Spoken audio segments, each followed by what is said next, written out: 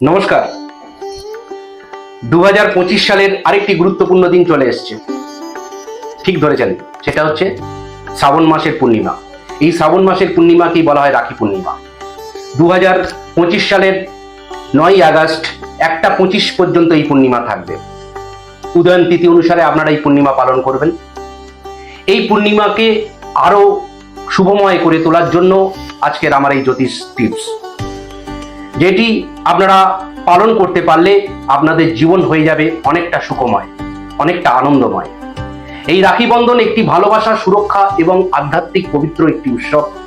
এই উৎসবকে আপনাদের ভালো করে তোলার জন্য আমার এই জ্যোতিষ টিপসটি আপনারা অবশ্যই ফলো করুন।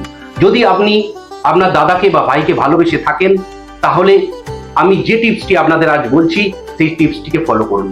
আপনার ভাইয়ের যদি রাশি আপনার জানা থাকে, তাহলে সেই রাশি অনুযায়ী আপনি আপনার ভাইকে রাশির কালার অনুযায়ী আপনি আপনার ভাইকে রাখি পরান। আপনার ভাইয়ের যদি মেষ রাশি হয় তাহলে লাল কালারের রাখি কিনুন। আপনার ভাইয়ের যদি বৃষ রাশি হয় তাহলে সাদা কালারের রাখি কিনুন। আপনার ভাইয়ের যদি মিথুন রাশি হয় তাহলে সবুজ কালারের রাখি কিনুন।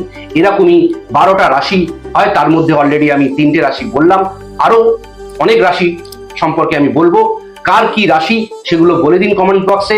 আমি তাদের জন্য যে শুভ কালারটা হবে সেই কালারও আমি কমেন্ট বক্সে লিখে দেবো। সকলে খুব ভালো থাকবেন, সুস্থ থাকবেন, আপনাদের দিন শুভ হোক। নমস্কার।